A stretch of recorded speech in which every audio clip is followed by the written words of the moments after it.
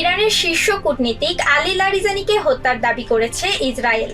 মঙ্গলবার প্রতিরক্ষা মন্ত্রী ইসরায়েল কাটস এক প্রেস ব্রিফিংয়ে বলেন, তেল আভিভের টার্গেটেড হামলায় প্রাণ হারিয়েছেন ইরানের সুপ্রিম সিকিউরিটি কাউন্সিলের সেক্রেটারি আলী লারিজানি।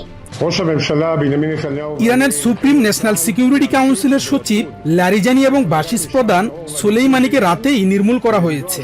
তারা এখন জাহান্নামের অতল গহ্বরে ওই তথাকথিত অশুভ শক্তির অন্যান্য সদস্যদের এবং তাদের ধ্বংসাত্মক কর্মসূচির হোতা খামেনির সাথে যোগ দিয়েছেন। এছাড়াও ইসরায়েলি সামরিক বাহিনী আইডিএফ দাবি করেছে ইরানের আধা সামরিক বাসিজ বাহিনীর প্রধান গোলাম রেজা সোলাইমানিকেও তারা হত্যা করেছে। কাটস বলেন, ইরানে আইডিএফ এর এই অভিযান অব্যাহত থাকবে।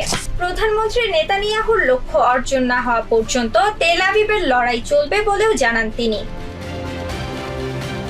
তবে আলোচনার কেন্দ্রে এখন আলী লারিজানি, যাকে একসময় ইরানের ক্যানেডি আখ্যা দিয়েছিল টাইম ম্যাগাজিন। গত কয়েক দশক ধরে ইরানের পারমাণবিক আলোচনা ও সংসদ স্পিকার হিসেবে দায়িত্ব পালন করা এই ঝানু কূটনীতিক গত বছরের আগস্টে দেশটির সুপ্রিম সিকিউরিটি কাউন্সিলের সচিব পদে দায়িত্ব পান। এরপর থেকে প্রয়াত নেতার সর্বোচ্চ আস্থা ও বিশ্বাসের জায়গায় নিজেকে অধিষ্ঠিত করেন লারিজানি।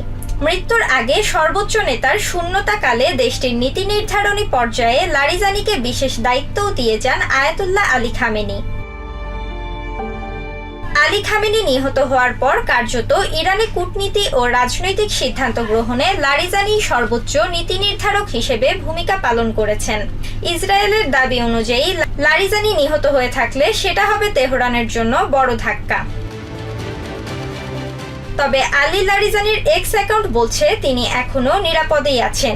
ইসরায়েলি দাবির কয়েক মিনিটের মাথায় লারিজানির এক্স অ্যাকাউন্ট থেকে একটি পোস্ট তার নিহতের দাবিকে প্রশ্নবিদ্ধ করেছে, যেখানে তিনি নিজেই সর্বোচ্চ নেতার পক্ষ থেকে অন্য শহীদদের জন্য শোকবার্তা শেয়ার করেছেন।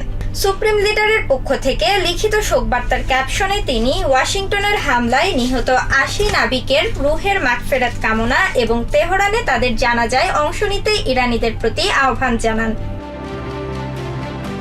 বর্তমানে সর্বোচ্চ নেতার হয়ে কার্যত লারিজানি সব সামলাচ্ছেন, তাই তার পক্ষ থেকে এই বিশেষ বার্তা আসার অর্থ তিনি এখনো সুরক্ষিত।